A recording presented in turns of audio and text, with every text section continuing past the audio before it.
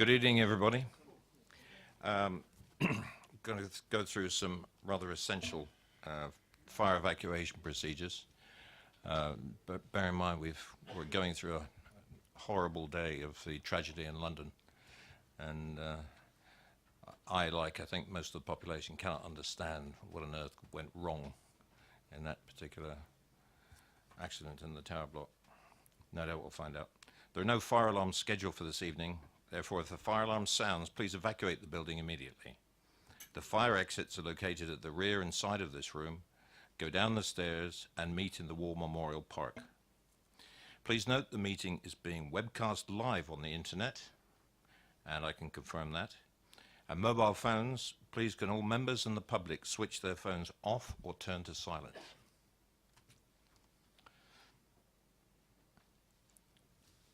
For the benefit of the members of the public attending this meeting, I would like to explain who everybody is around the table. My name is Councillor Paul Miller, and I'm the chairman of this committee. Down the sides of the table, to my left and right, are councillors who sit on the committee and who will be making the decisions on the applications before us this evening. Immediately to my left and right are the officers who will be advising councillors. In addition, I would like to explain that the Development Control Committee is a regulatory committee and not a political meeting.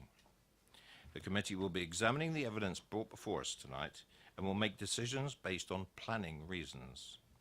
We are guided by national and local planning policy and guidance. May I ask all speakers, including visiting members, to speak clearly and return to their seats once their presentation is complete and following any questions from members. No further dialogue between members of the committee and speakers will be permitted once questioning is finished. May I ask all committee members to avoid repetition and to keep my comments on each planning item to a maximum of 4 minutes. I understand that planning can be very emotive, and to ask that everyone remains polite and professional throughout the evening. Do you want to make an announcement about the... I'll go through the agenda first, but about the applications.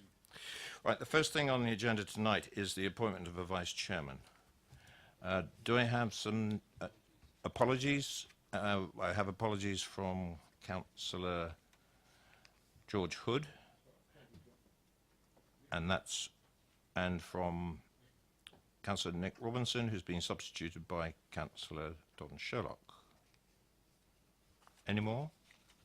No, that's complete. Now we go on to the appointment of a vice chairman for the next council year. Do I have a nomination, Councillor Goodison? Thank you, Chair. I'd like to nominate Councillor Robinson. Thank you. Is that agreed by the committee? The council year? Councillor Robinson is not here tonight. That is not a problem. He is voted in as the vice chairman of this committee for the next council year. I'd like to invite Councillor David Leake, as he's been the last year's vice chairman, to join me just for this meeting only. Councillor Leake, is that agreed? Everybody happy? Thank you. Councillor Leake. Councillor Leakes. Yes, the other Councillor Leake retired last year.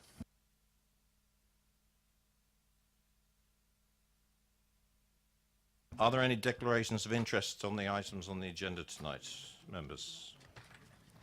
No declarations of interest. No urgent matters. The minutes of the meeting held on the 17th of May 2017. Are there any observations on the accuracy of those minutes that I can sign this evening? Agreed? Thank you. Applications for planning permission and public participation. Mike? Thank you, Chair. It's just to advise the committee, or to confirm to the committee, that item 1, that's land at Minchin's Lane, Bramley, and item 6, that's Berry Down Garage, London Road, Overton, were both withdrawn from tonight's agenda, so they will not be heard tonight. So the first item will be item 2. And item 2, and if we can mention the page numbers as they come up for the benefit of the public.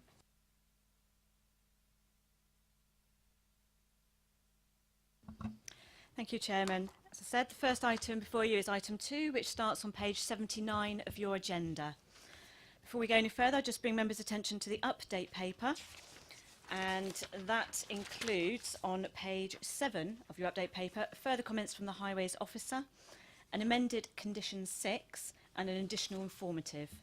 This application is recommended for permission. Thank you. Could I ask Mr. Clare, Mr. Bird, Ms. Pike, if they'd like to come forward? Are they present this evening? Not present this evening. Is Mr. Morse here? Mr. Morse, could you come forward, please?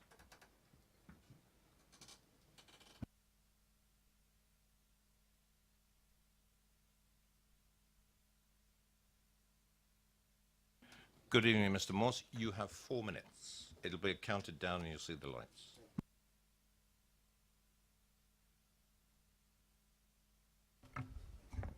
Thank you. Good evening, members, and thank you for inviting me along.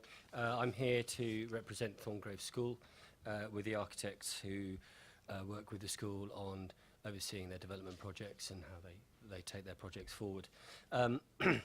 I don't really want to repeat what the case officer has obviously diligently reported within the documentation.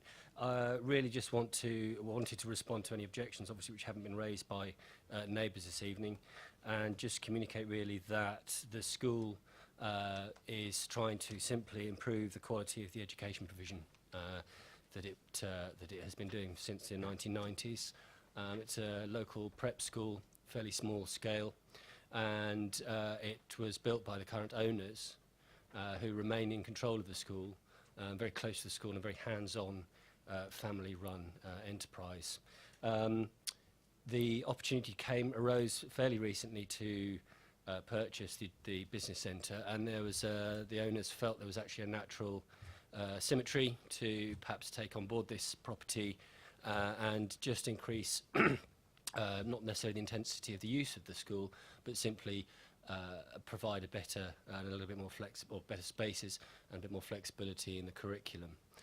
So that's really the sole reason behind their desire to purchase a property. It was an opportunity that cropped up, and it actually seemed to work relative to other things that we were looking at with them. There's been some discussion about the intensification of the use of the site and increased traffic and so on, as that I think has been reported to you. One thing I would just underline, that of course that this development and this site gives us the opportunity to introduce an in-out system within the school, which I hope would actually significantly improve the access to and from the site onto Pantings Lane and the area, and in fact create a degree of buffer space for incoming vehicles, so there's going to be less congestion on the road. And I think, again, it's been reported that we are within the TRIPS guidelines, Hampshire County Council, so I won't go into that too much. So really I just wanted to underline really that the purchase of the property and the change of use to the education use doesn't intensify the use. There's no greater disturbance. For example, this could currently be used as a builder's yard. I mean, it has quite significant floor space and storage areas, and in fact for 19 weeks of the year, whilst the school is on holiday, there'll be very little activity there. So we and the owners hope that there's no negative impact on the area. I don't think I really want to add much more to that, and I'll keep the meeting moving. I'll be quiet and sit back down again. Thank you very much. Thank you. No, it's okay. Members, any questions to Mr. Morse? No. Thank you very much, Mr. Morse. And moving right along, questions to officers, members? Nothing? Debate? Nothing? I'm happy to move. Sorry, Chair, I'm happy to move it. Thank you. And it's been moved and seconded for approval. All those in favour?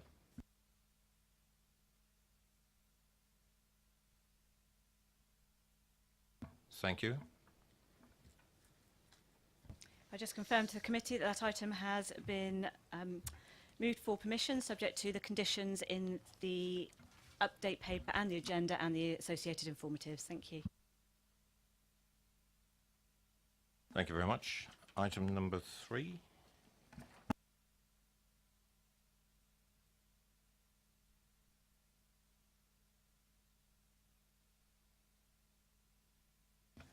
And could I ask Mark Sennett to come forward, please? And if you just take a seat while the officer introduces the application. Thank you, Chair. This is an application for, this is item number 3 on the agenda. That starts at page 91 on your papers. It's a land to the rear of the Harrow Way, Evangar Road, Whitchurch. The erection of 2 dwellings with associated landscaping, and is before committee with a recommendation for approval.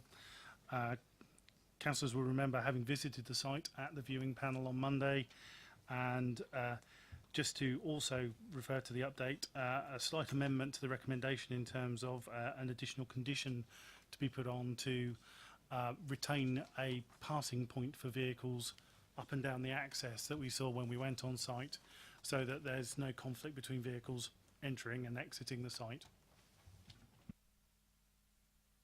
Thank you. You have 4 minutes. Right. Thank you very much. Thanks for the opportunity to provide. I've been able to speak to you tonight and for visiting the site on Monday, so that you can see the impact of the site on the surrounding area. It clearly makes sense to make the most efficient use of land that we can on development sites, and I think this is a good example where we can provide much needed housing without creating undue harm to the surrounding area. It's clear that from reference to neighbouring properties and the local form of development, the provision of 2 houses on site would be in keeping with the area. Your officer's report refers to a density of 22 dwellings per hectare on site. That's relatively low compared to many applications you'll have in front of you. And the report also refers to neighbouring development that comes out at densities of in the order of 35, 36 dwellings per hectare. As such, it's clear that houses are not crammed into the site. We also note that concerns have been raised over the removal of trees on site in the past. However, these trees were removed prior to our involvement in the scheme, and the owner gave you very good reasons on Monday as to why they were particularly removed, including the proximity of the trees to the existing house, and one example of the silver birch that was clearly past its sell-by date. It's our aim to retain as many trees as possible on site in order to provide a Sylvian setting for the development and create a strong sense of enclosure. Looking at the reasons for concern by local residents, they often relate, or primarily relate, to overlooking, loss of privacy and overshadowing. You'll see from your site visit that the site is well screened, vegetation or boundaries, and we've largely complied with your requirements regarding privacy distances. I note from your officer report the development would not result in significant overlooking, overbearing loss of light to neighbouring properties. In fact, we're looking to retain all boundary vegetation on the edge on the periphery of the site. This will reduce the possibility of overlooking and serve to minimise the visual impact of the proposal on the surrounding area. There are only glimpses of the site from neighbouring dwellings and the public domain. We therefore suggest the impact of the site will be minimal on the surrounding area, and we look for your support in this application. Thank you. Questions to Mr. Sennett, members? None? Councillor Bound? Just briefly, can we confirm that those sheds at the bottom of the garden are being removed? They are being. Thank you. Any more? Thank you, Mr. Sennett.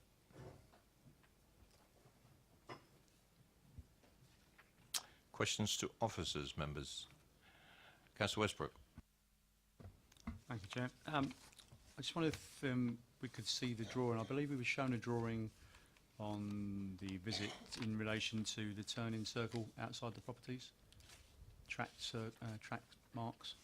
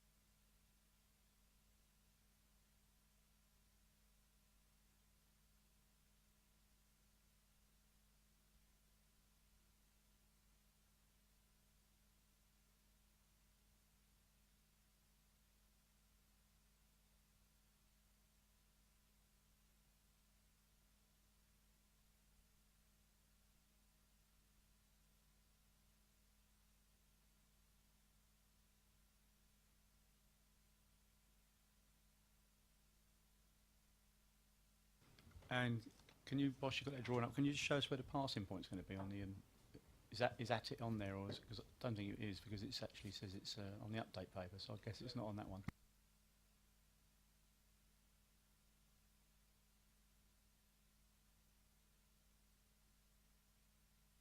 Any other questions, members? Debate? If there's... Councillor Mr Tucker, you're moving the recommendation? Thank you. Councillor Mrs Court was seconded. Moved and seconded for approval. All those in favour?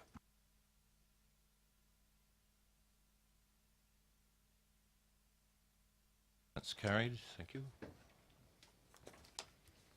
Thank you, Chair. That's just to confirm that that application has been approved as per the conditions and the recommendation in the order paper and on the update paper.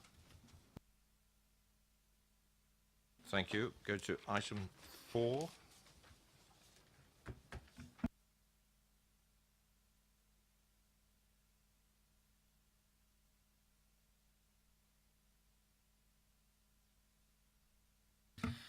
Thank you again, Chair. This is an application on page 106 of your papers.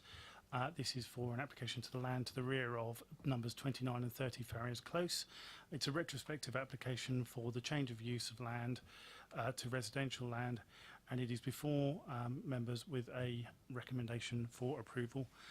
With regard to the site, members will remember having visited on Monday, and at that time, a small question was raised with regard to ownership.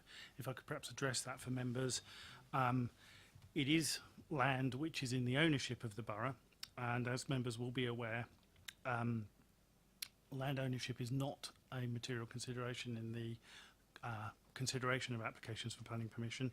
And it may be worth noting that the granting of an application for planning permission has no bearing on the ownership status of land. Thank you for that. Could I ask Malcolm Bell and Tony Durant to come forward, please? Oh, looks like you've been nominated, Tony. Right, you have 4 minutes from the Parish Council. Right, I won't take that long. Thank you for your time this evening. Bramley Parish Council remain consistent in our objections to this type of application. And the fact that this is a retrospective application makes no difference to us. You have in your packs our concerns, but I'll just reiterate that the Council object most strongly to any reduction in either conservation land or any buffers designed to keep dwellings and conservation areas separate. It's our experience from the precedents that have already been set that residents who have extended their property by absorbing such buffers generally remove shrubs and trees and leave cuttings and all manner of garden waste and sometimes property on the other side of the new fence. Particularly in this area, which is a conservation area, it makes the place untidy. You also find that gates and access, and therefore access paths across bits of the conservation land, are created with subsequent further damage. It's also come to our attention since our original objection that there could well be some damage to biodiversity. There's I say a brand of mouse, I don't mean that, a type of mouse there. I don't know the specifics, but it's been mentioned as it could be a problem. To say, whilst the precedents have been set, the PC wishes to remind members that 2 wrongs don't make a right. We will fully support the comments that were being made by Councillor Rowlands and also a resident from New Cottage, which you see on the map there. We fully support what they're going to say. So that's all I have to say. Thank you. Thank you, Mr. Durant. Members, any questions for the Parish Council? No questions, thank you. Mr. Price, please.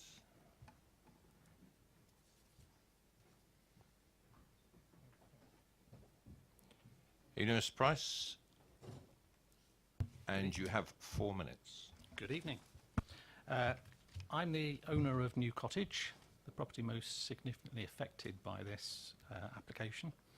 My initial views when seeing the details of the application were largely based on a moral position, where somebody grabs a plot of land they don't own, clears trees and undergrowth, doing damage to existing wildlife, and puts a fence around it.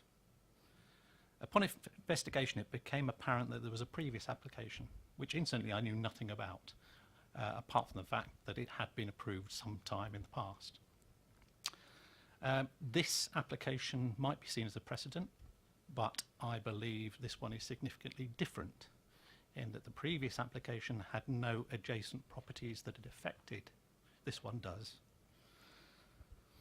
The report for this meeting identifies the fact that conditions were imposed on the planning inspectorate planning process for New Cottage regarding the absence of rear-facing windows overlooking 29 and 30 Farriers Close.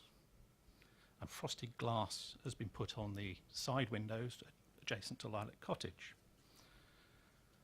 The subsequent unauthorised removal of trees and vegetation now means that 29 and 30 Farriers Close can look directly into the kitchen, study and lounge of New Cottage during the period of time when the trees don't have leaves, so half of the year. I suggest there needs to be a consistency regarding privacy here. I note the report regarding biodiversity mentions that nesting birds will not be affected by this change of designation. Well, that's a fact because the land's already been cleared, so they've been affected one way or the other, whether they were there or not. However, the previous application was amended on the basis of the presence of hazelnut dormice. I very much doubt those dormice know about the application, but nonetheless, this is adjacent to that plot. So my suggestion is there may well be hazelnut dormice there still.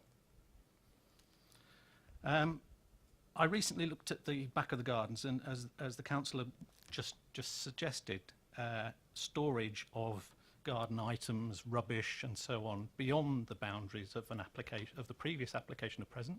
I've no reason to doubt that it's actually going to happen here. A neighbour has already found somebody wandering in the patch behind New Cottage collecting wood.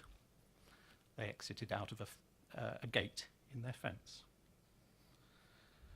Okay, I'd like to propose the application is rejected for the following reasons and the land be returned to its former condition. Number one, the privacy of New Cottage. Number two, the threat to endangered wildlife that may well be there. You have 1 minute. And the preserved conservation area. Further danger to remaining conservation area caused by access gates and so on. And finally, it sets a precedent for future land grabs. If you were to approve this application, I would expect as a minimum the following conditions. It would be subject to legal purchase of the land, of course.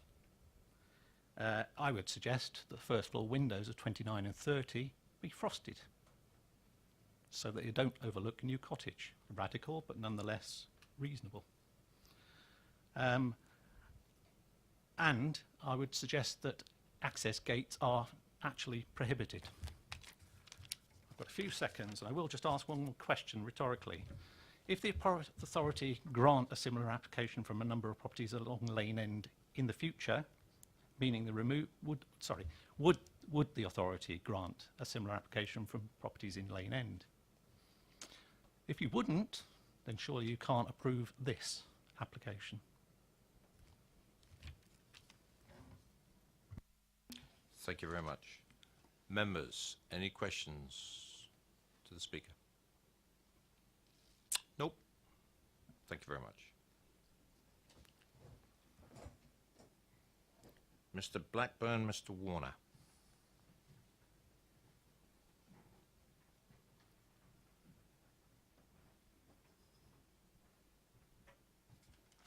Good evening, gentlemen. You have 4 minutes between you, however you want to split it. Hi, good evening, everybody. Thank you for your time.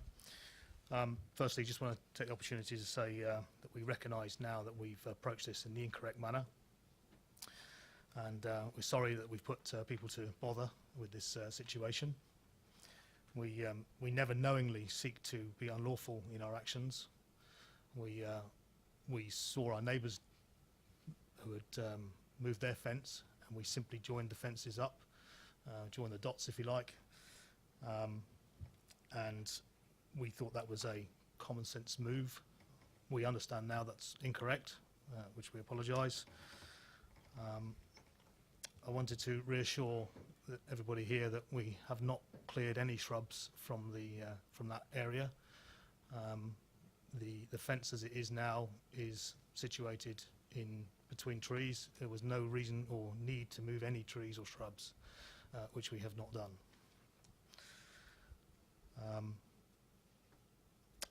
And that's really all I wanted to say on it, because it was about apologising for going about this in the incorrect manner. So, thank you. I suppose the only piece I'd like to address is what Mr. Price said around viewing into his property.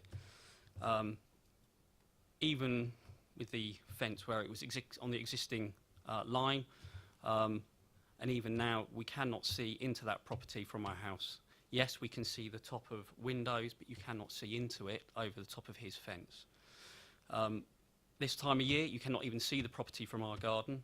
Yes, during the winter periods when the leaves drop, you can see the house. With that, it's my intention to maybe put even evergreen shrubs or trees along that fence line to stop any additional visibility from either house into either property.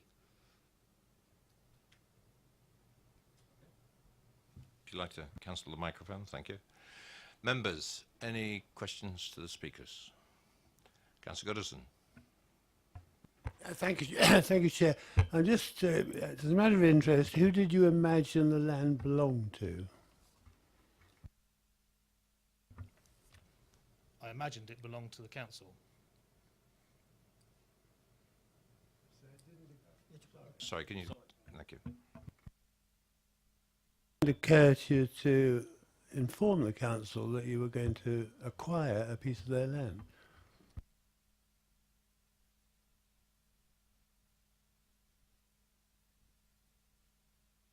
Oh, sorry.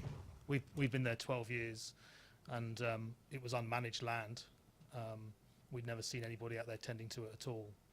And actually, we think we can help with that now. Okay, any other questions? Nope. Thank you, gentlemen. Ward Councillor, Councillor Rowland, please.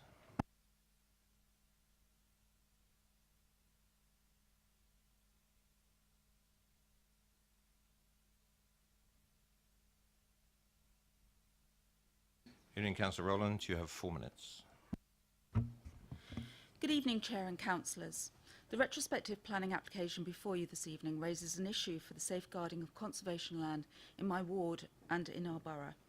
Both property owners extended their respective rear boundary fences to enclose conservation land into their gardens in October 2016, without the necessary permissions being in place.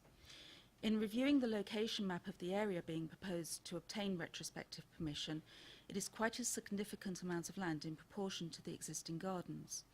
On the site viewing, you saw that the area in one of the gardens had been cleared to erect the fence and include in the garden area. These two properties have taken public open space classed as conservation into residential curtilage based on what other neighbours had done with planning permission. However, this application differs from the other similar occurrence in Farriers Close due to the proximity of other dwellings, especially New Cottage in Lane End. This application now has a detrimental effect on New Cottage, as this was a property that had, at the time of purchase, a conservation strip of land to the rear, which this application has now partly enclosed. When New Cottage was built, planning restrictions were implemented to prevent the residents of Farriers Close being overlooked, insomuch that no windows upstairs at the rear were allowed to protect the residents of Farriers Close. Removal of this tree belt now leaves the owner of New Cottage without sufficient screening to prevent the residents of Farriers Close looking directly into the property. This seems an inconsistency in planning. Additionally, in a previous application, the biodiversity report noted the presence of an endangered hazelnut dormouse. This has not been picked up by the biodiversity report on this present application.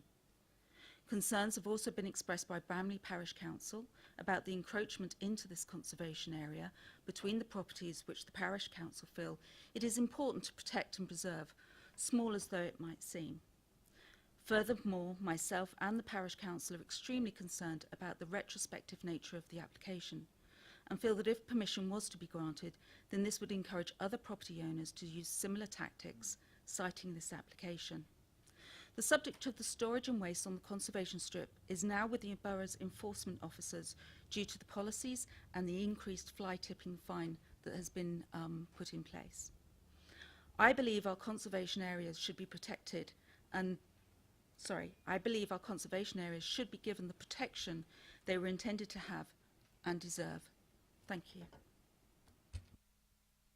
Thank you very much. Questions for the ward councillor? Councillor Bound, followed by Good evening, Councillor Councillor. Conley. You mentioned removal of the tree belt. The applicants suggested that they hadn't removed any trees at all. Can you comment on that? Yes, in erecting a fence, you would have had to cleared some of the trees. You've seen, you may have seen on the site viewing that I believe it was SE had been in and actually chopped some of the trees down. They're shrubby trees, I acknowledge that. However, to move a fence, you would have actually had to have cut some of them down. Councillor McCormack. Hi. You mentioned biodiversity and this dormouse. So my question, you may not be able to answer, it might be a question for officers, is what is that strip of land being used for? Are there any nature reserves or anything at either end of it, and it's used as a corridor for wildlife to go between? And I don't expect you to answer this, but you mentioned this endangered species of dormouse. Have you any indication as to what the potential impact might be? I mean, obviously, wildlife needs undergrowth, and if that's cleared, then that's loss of habitat. I'm not a wildlife expert. However, on the previous application, which did have planning permission for Farrier's Close, the biodiversity report noted the mouse there, the hazelnut mouse, dormouse, and basically the fence was actually moved back a certain, I believe it was 2 metres, to actually not encroach in that area. It isn't a nature reserve, it's conservation land, and therefore that's why I believe that it should be kept. Councillor Westbrook. Good evening, Councillor Rowland. Both the Parish Council and yourself, you mentioned quite a bit about about it being a conservation area. Can you just tell me, because the report seems to contradict that it says it's adjoining the conservation area. Do you believe this is actually in the conservation area? Maybe officers might be able to tell us later. But As far as my understanding was, it is in the conservation strip.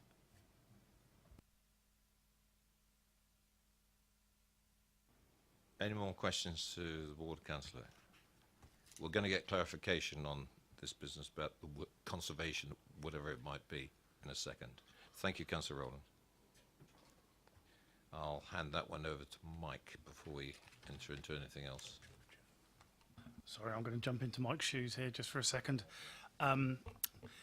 In terms of the status of the land, the plan before you showed the shaded area. That is the extent of the conservation area of Bramley Green.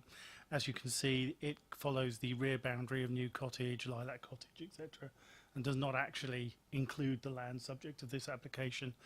That particular piece of land has no historic conservation area status nor any biodiversity conservation area status. It is a landscape strip.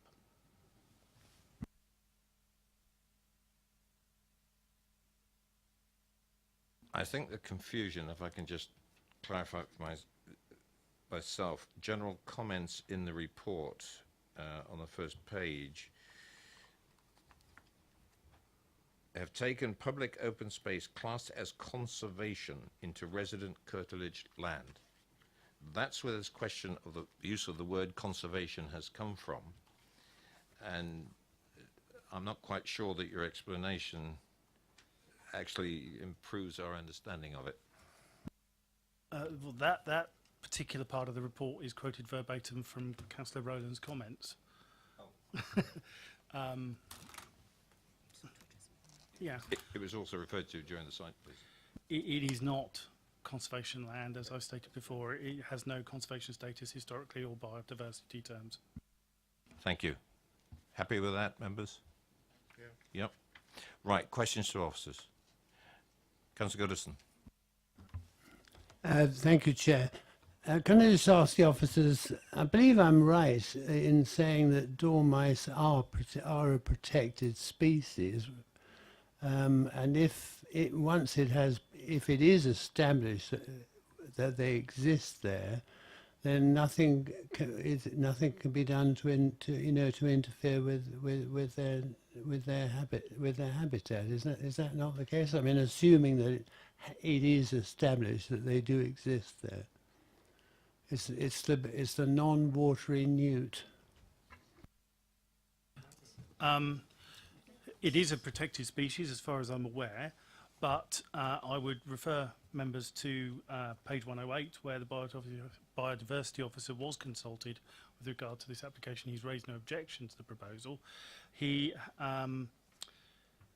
may remember perhaps in dealing with the previous application, if I can perhaps ask my colleague to put the plan with the red line and the black fence line back up. As you can see on that previous application there, the reason that the fence line there is shown in that position was actually to accommodate some of the sort of biodiversity concerns around species that may be present in there. And this proposal actually closely follows that stepped back fence line. Hence, I think the biodiversity officer's position with regard to the application.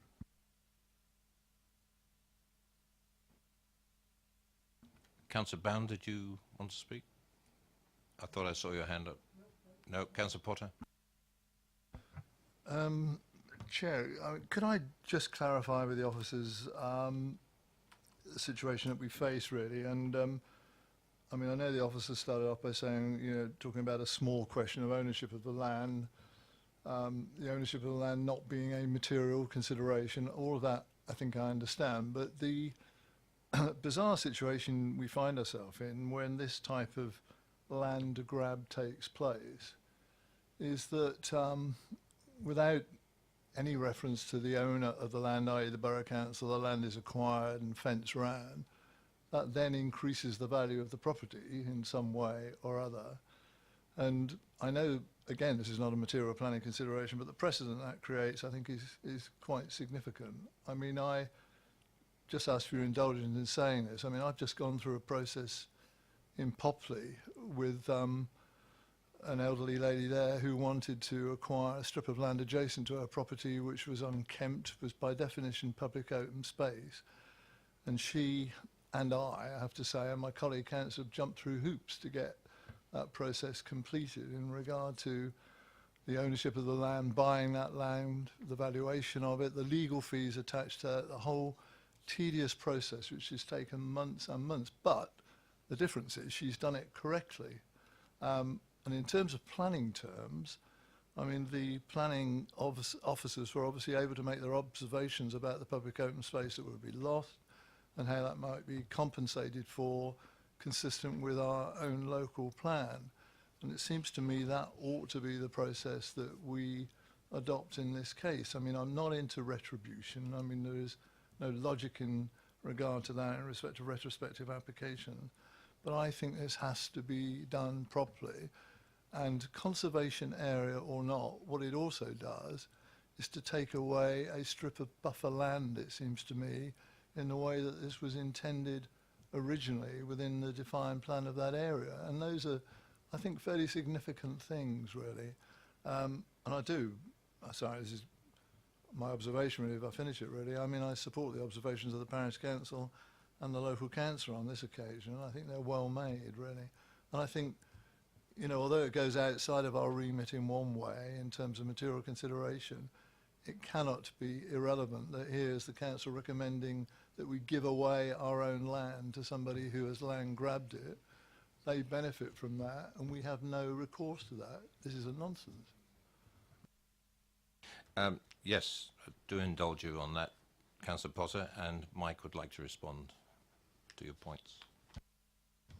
Thank you, Chair. It's just, yeah, I suppose on that issue around the process. So effectively, as the officer said in the introduction, the process of approving or not the planning application has no impact on obviously the land ownership. So effectively, if planning permission was granted, and legal colleagues may be able to assist with this, there would still need to be a separate process of obviously purchase of the land, and I suppose ultimately that is where a decision is made as to whether that should or shouldn't be taken forward. So the actual issue before the committee is simply the planning merits of the case, not impacted at all in relation to the ownership of the land. I appreciate it's a slightly odd situation that it is the borough council wearing two hats, if you like, one as landowner and one as local planning authority, but in terms of the role of the committee, it is on that the planning issues only, in terms of what those impacts are.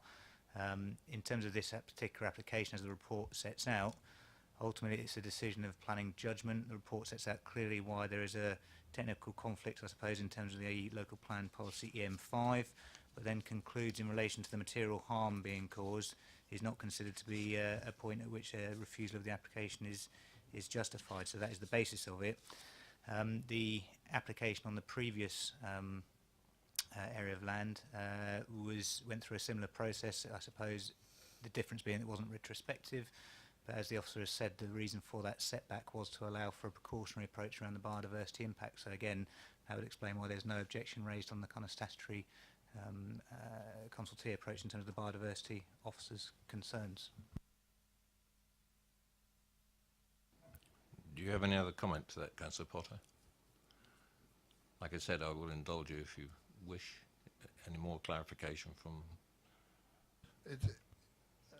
It is a comment, but also obviously coupled with a question, I think, really. I mean, it's in terms of legal advice, were we to refuse this application, and by definition, I guess, enforcement action would follow in due course and due process.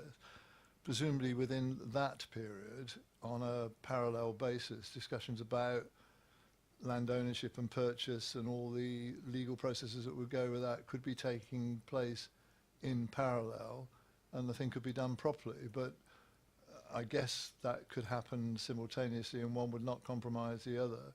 The important part about that, I think, is that in planning terms, I mean, we could argue, I think, fairly objectively why we had rejected the application. And, you know, notwithstanding that, that doesn't punish the individuals, because clearly they would then seek to do the thing properly at the same time as enforcement action is commenced. Is that a possible route? The situation regarding the land ownership would be dealt with by the property section. I don't know whether any approach has been made by the landowners to the property section, or what the views of property would be on the sale or otherwise of it, but it's a separate tranche of law that the council could sell the land to them, or it could refuse to sell the land to them. If the applicants got planning permission and the council decided not to sell the land, then the council can take action in the courts to recover the land. So they're basically squatting on council land. However, as has been said, the planning situation is different from the land ownership, and it's the two prongs of the council's law. Don't know if that helps. Well, I think it clarifies it. I'm not quite sure it helps the committee coming to the decision it wants to come to tonight. Any more questions for the officers? Councillor Westbrook. Pretty obvious one, really. Has that question been asked of property services already? I mean, it's been around for a few weeks now, and it's been raised tonight and on Monday as well by councillors. No, we've not discussed the application with the property services team. As I said before, it's not a material consideration in the planning judgments made in respect to the application, so it's not material. Chair, just to add to that, just procedurally, the update report confirms that the right notification was served, i.e. the certificates of notice were served in terms of the borough council being the land ownership. That's the only procedural matter that really comes into it. I mean, I suppose to look at this in a slightly different way, members will be familiar with the principle of applicants being able to apply for planning permission on land not within their control. That is this situation. It just so happens that that land is owned by the borough. So this could be no different to another third party owning that piece of land. So I suppose if I can put it in those terms, it's simply the planning merits of the case that are being adjudicated on in terms of the DC committee's role. Councillor Mr Tucker. I'll come back to you in a minute, Councillor. My question's just been answered, actually. Thank you. Councillor Bound. Yeah, could I have clarification from the officer about reason for approval number 2?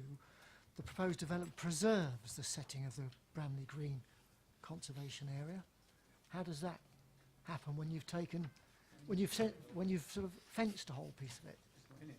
I know it's not in it, but yeah, well, it's. I think it arises from the fact that there is actually limited visibility, I'll try that again in English, of the site from within the public realm. Councillor Potter.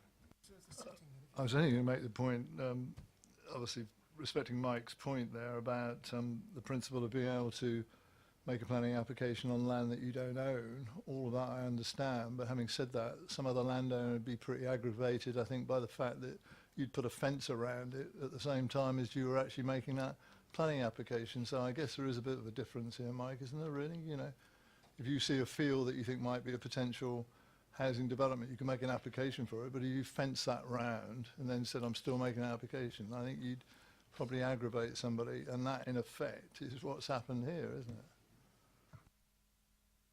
I'm sure that would be the case, that the landowner, whoever that might be, may be irritated by it. I suppose the point I'm making is just simply it doesn't come into the decision on this planning application. So whether there's that moral issue around whether it should or shouldn't have been done, or a different process should have been taken, or whether the landowner takes umbrage around what has happened, is an entirely separate issue. And although it might be well intentioned, the approach to refuse an application to allow for a separate process to be gone through is not something that's before the committee.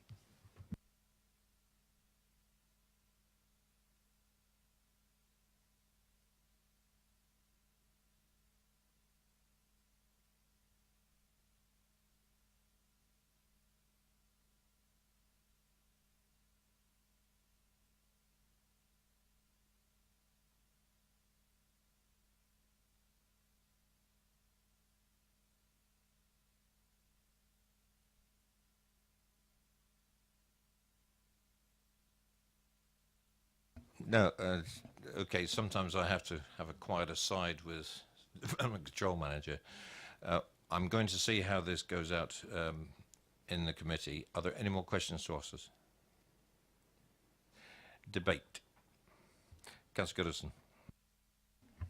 Thank you, Chair. We're all perfectly well aware of the fact that ownership isn't a planning issue, and therefore sitting here discussing it is all a bit of a waste of time. My own personal view is that I couldn't support this application because I think that area was conceived as a buffer zone and should remain exactly that, a buffer zone between two sets of two housing estates. And I think fencing a bit in is tantamount to theft. Councillor McCormick.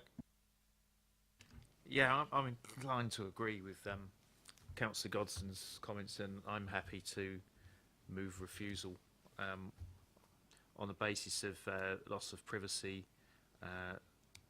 wildlife conservation area precedent, and to quote policies on that, EM1 for the loss of privacy, EM4 for wildlife, EM5 conservation area, EM11 for the precedent, and also NPPF sections 11 and 12. And I have to take issue with some of the reasons for approval that are listed here. The proposal would conserve the biodiversity value and nature conservation interests, blah, blah, blah, blah. Once a piece of land is fenced in, the landowner can do whatever the heck they like with it. So there's potential for loss of habitat there, and things like dormice, which are protected species, require undergrowth, and if that's removed, then that's loss of habitat. I'm not altogether sure about point 2. Point 3, not result in undue loss of privacy. Well, we've already had a resident object to that, their perceived fears of privacy loss, and to me, I think that needs to be a material consideration. Thank you. Councillor Westbrook. Thank you, Chair. Like Councillor Goddison said, I fully understand what Mike's saying, But I think if the landowner doesn't get irritated and it stays within that fence line in the future, I'm pretty sure that that owner, if he wanted to, is actually taken in some quite large trees along there from that buffer zone. And I don't see there'd be any reason why, as it's not any particular special piece of land in respect to what Trevor was saying, it could easily cut them all down, expand the garden, and then you would lose that buffer zone and increase the intrusion with the neighbours, and obviously, you know, lose that privacy. So I agree with that. You know, and Councillor McCormack, yeah.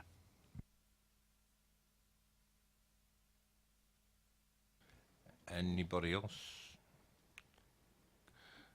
Councillor Sherlock? Thank you, Chair. I'm not happy about these dormice at all, and I think that the biodiversity officer ought to have another look at it. I mean, do we know if he was aware of that there was a possibility of them being there?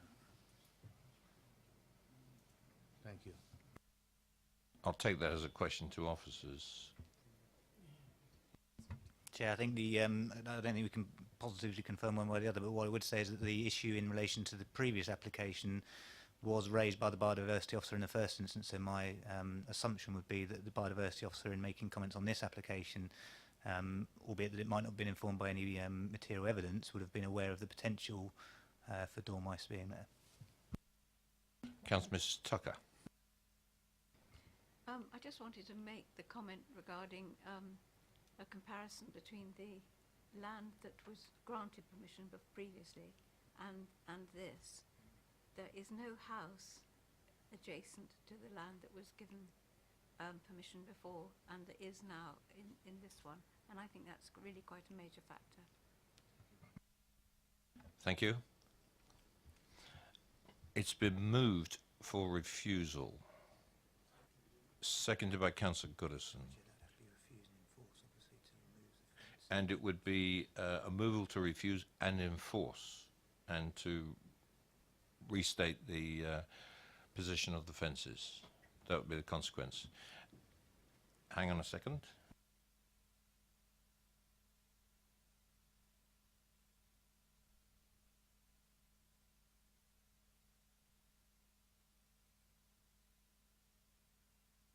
It's been moved and seconded for refusal with, and we'll go through the policy numbers at the end of this. All those in favour of refusal?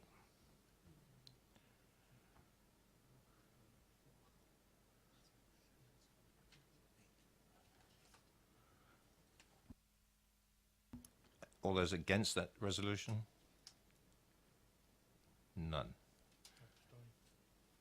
So the application's been refused, and conditions and reasons for refusal?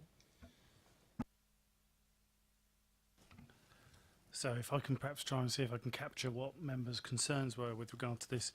Councillor McCormack, when you were discussing it, you mentioned policy EM1, which is actually a landscape policy, and you referred to privacy in that respect. I wondered whether he meant EM10, which is the policy which generally deals with issues of neighbouring amenity and things such as that.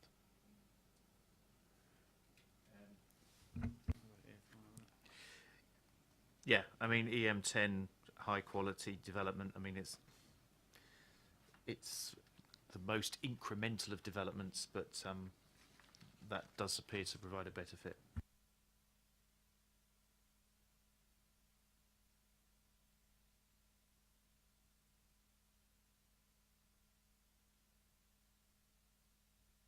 So it would appear to me that the the reasons for refusal centre around the proposal not being in accordance with policy EM10 in terms of its impact on the privacy of neighbours, not being in accordance with policy EM4, which is the biodiversity protection policy, and sections 11 and 12 of the NPPF.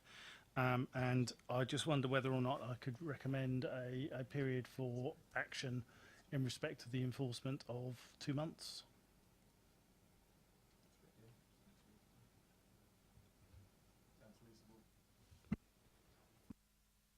Mr. Goodison.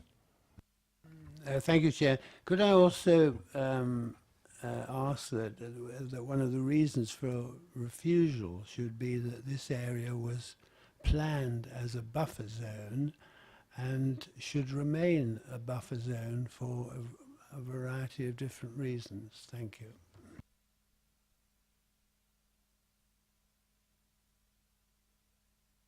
No, I think I'll comment on that. I don't think there's a policy in place that we can refer to on that particular instance. Having gone through the preparation of a lot of these policies, I don't think that one's probably relevant in this case, but we do have 3 relevant references to the refusal. I'm not sure if that would intersect with policy EM5, green infrastructure.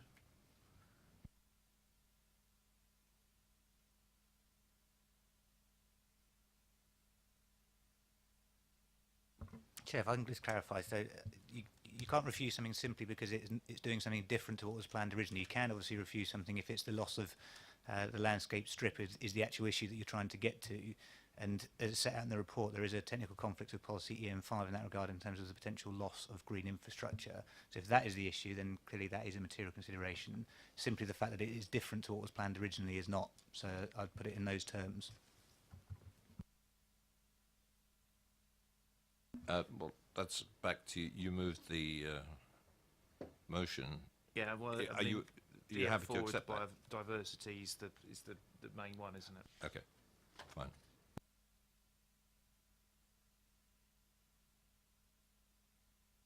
Right, going to move on to the next one. That application is refused.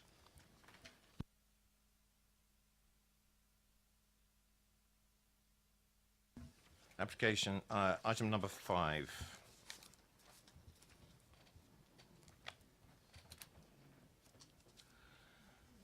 And for everybody's benefit, this is the last one on the agenda tonight. There'll be a couple of reviews of appeals at the end of the meeting, but that won't take long. Officers, and if I could ask, we have no speakers.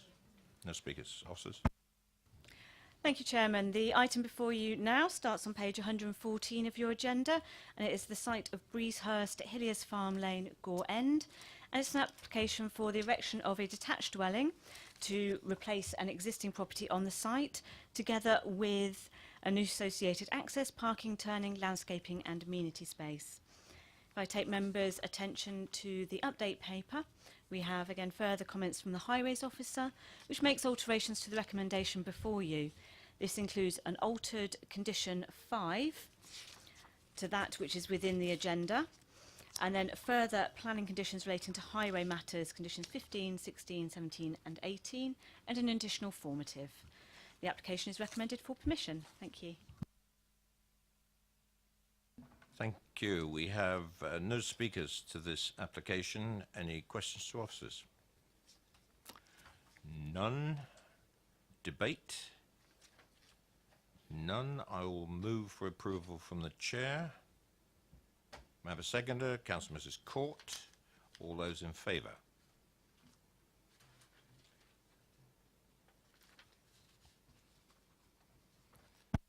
Officers?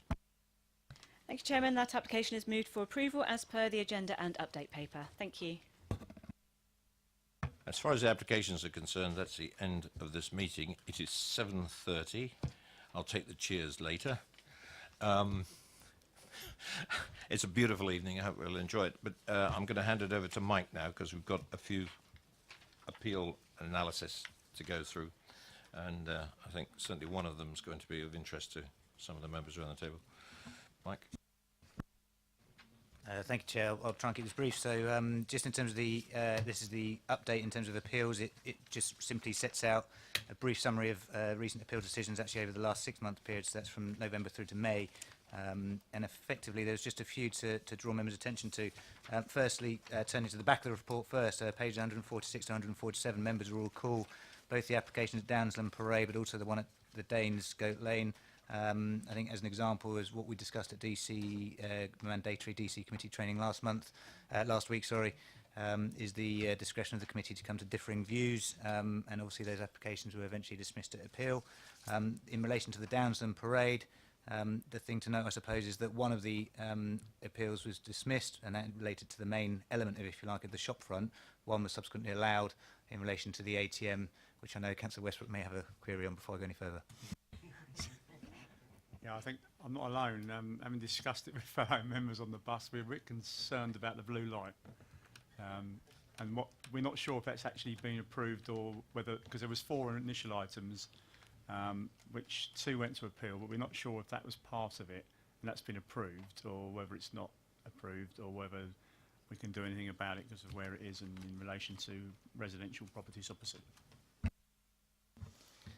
I understand that it was actually included within the description of development, so effectively in allowing the appeal, the planning inspector has granted the permission both for the ATM and actually just looking at the summary. This is only a summary, so it's not taken verbatim, but looking at the summary, it does actually reference the blue LED halo illumination around the ATM itself as well, so that is effectively one of the parts that's been allowed. But as I say, clearly the main issue is that the issue around the shop front was dismissed, so clearly enforcement action will now continue in terms of ensuring compliance going forward. Can I just ask, is there anything that can be done about the blue light? Is there no options at all? No. Okay, thank you. And then, Chairman, just in terms of for members' interest, we've discussed at a number of occasions policy SS6, and as always with a new local plan, there's a period of bedding in, if you like, and interpretation of policy, etc. There's a couple of decisions here which aren't categoric, I suppose, in terms of their responses, but I draw members' attention to page 141 in the first instance, and the appeal that was dismissed at Crookfur Cottage, and also the one below that, Land at White Lane, Hannington. Both of those were refused and dismissed at appeal, largely down to the issues of isolation. And in both cases, although the overall appeal decision isn't set out, in both cases it was the definition in the local plan glossary of what does or doesn't constitute an isolated location that were key in the inspectors reaching those decisions. So I think it's an example where the inspectors do follow through in terms of looking at what the local plan says in detail into their appeal decisions.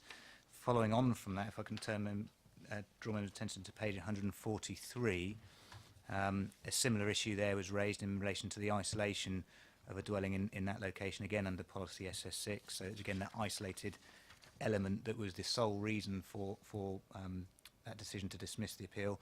And finally, on page 144, land adjacent to the street, this was one of the first applications actually, or appeal decisions, sorry, where an inspector has actually adjudicated on the issue of locally agreed need. And in summary, the key conclusion was that without any particular survey evidence or additional information to demonstrate that need, the inspector concluded that the proposal wouldn't meet any of the exceptions which would permit housing in the countryside in that location. So there's starting to become some appeal decisions supporting the position taken in relation to that particular policy. Clearly we'll seek to update members, and I know that at the DC committee training, I think it was Councillor Gardner requested that one of the quarterly updates that we're intending to run, policy SS6 in itself is a point of discussion and further briefing. So I'd suggest that's perhaps an opportunity to look at these appeal decisions in more detail at that point, Chairman. Thank you, Mike. Well, it's encouraging. I know we still stumble over SS6, but at least this has given us a bit more guidance coming from the planning inspectorate as to which way we can go. Councillor Potter, did you want to say something? If I may, I was only, if I'm allowed to, Chair, just express surprise but pleasure at the 6 Apple Way Old Basing one, really, which I'm sure Councillor Goddison will take some pride in, and I was genuinely surprised, really, because of the history of the HMO there and everything. But it's, I think, important in lots of ways, really, in regard to some of the comments that we have historically made about, dwelling houses for HMOs. So that was well presented, I think, really. Thank you. Yes, I'll certainly endorse that personally. I agree. Members, thank you very much. It's been a very pleasant evening. Go and enjoy the rest of it.